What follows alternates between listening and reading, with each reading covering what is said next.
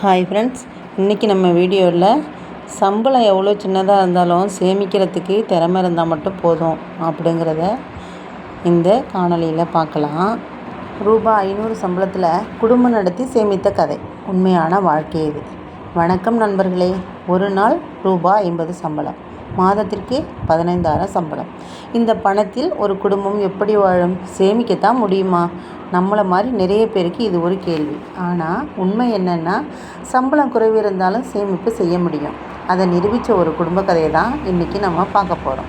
இது ராமு குடும்பம். ராமு ஒரு கூலி வேலைக்காரர்.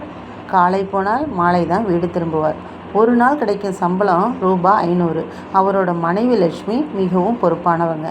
3 பேருக்கு சாப்பாடு, குழந்தைக்கு படிப்பு, வீட்டு செலவு எல்லாத்தையும் கவனிக்க வேண்டிய நிலை.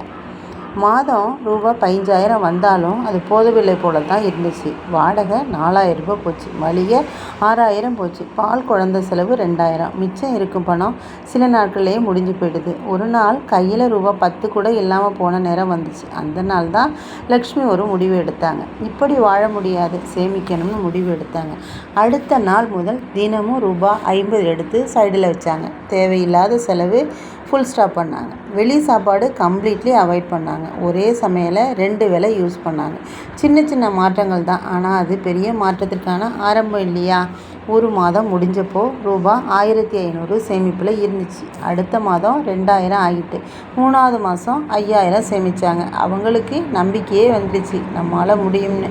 ஒரு நாள் அவங்களோட குழந்தைக்கு ஸ்கூல் ஃபீஸ் கட்டணும். முன்னாடி இருந்தால் அவர்கள் யாரிடமாவது கடன் வாங்கியிருப்பாங்க. ஆனால் இந்த முறை அவங்க சேமிப்பு தான் அவங்களுக்கு உதவி பண்ணிச்சு. அந்த நாள் லட்சுமி கண்களில் கண்ணீர், ஆனால் அது ஆனந்த கண்ணீர். நண்பர்களே, சம்பளம் பெரியதாக இருக்கணும்னு அவசியம் இல்லை. நம்ம மனசு பெருசாக இருந்தால் ரூபாய் 500 சம்பளத்தில் கூட கண்டிப்பாக சேமிக்க முடியும். சிறு சேமிப்பு தான் பெரிய வாழ்க்கையை மாற்றும்.